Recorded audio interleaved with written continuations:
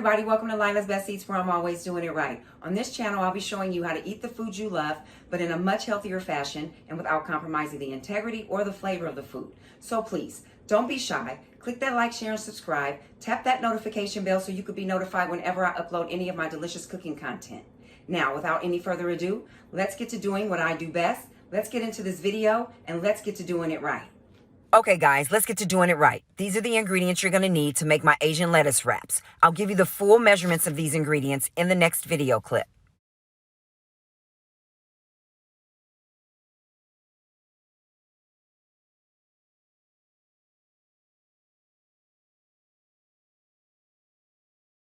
Okay, guys, as promised, here are the ingredients you will need. You will need 1 tablespoon of minced garlic, 2 teaspoons of fresh minced ginger, 2 teaspoons of sesame oil, 1 tablespoon of low-sodium soy sauce, 2 tablespoons of rice wine vinegar, 2 green onions chopped and divided, white and green, 1 red bell pepper finely chopped, 1 pound of ground chicken, 1 cup of water chestnuts, and salt and pepper to taste.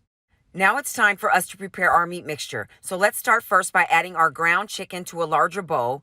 Then add our sea salt and black pepper directly to the ground chicken.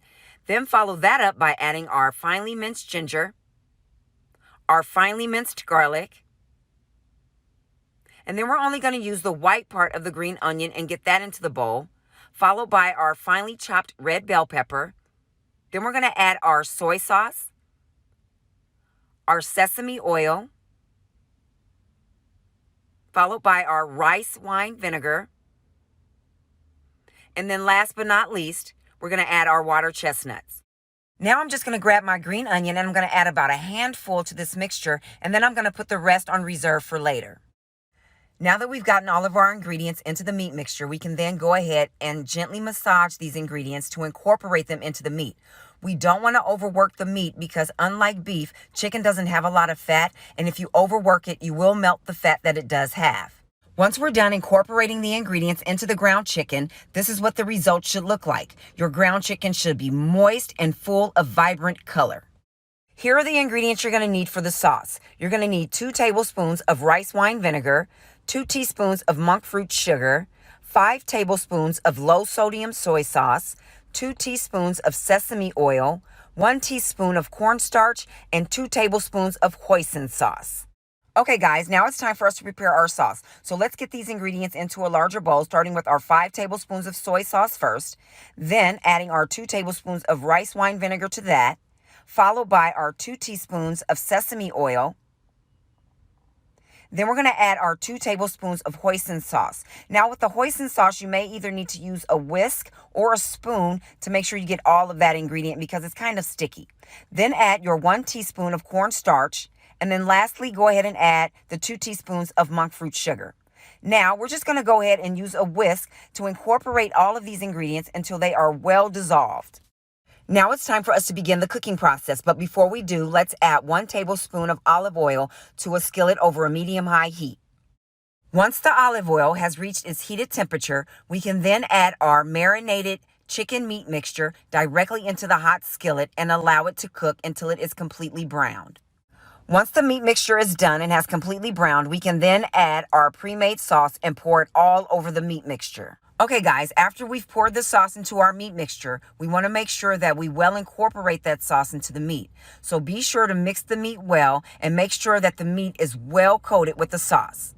Now go ahead and grab that green onion we had on reserve and dump it right into that meat mixture. And because we're using the green onion as a garnish, we don't necessarily need to cook it, so just lightly fold it into the mixture.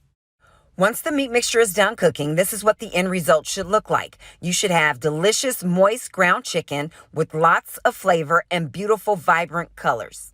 Okay, guys, now it's time to go ahead and prepare the lettuce wraps. I already previously made some jasmine rice, and I'm just going to go ahead and add about 2 tablespoons or more to each one of the lettuce cups. I like to add rice to my lettuce cups because from the juice of the meat mixture, I like it to absorb in the rice because it adds an additional depth of flavor.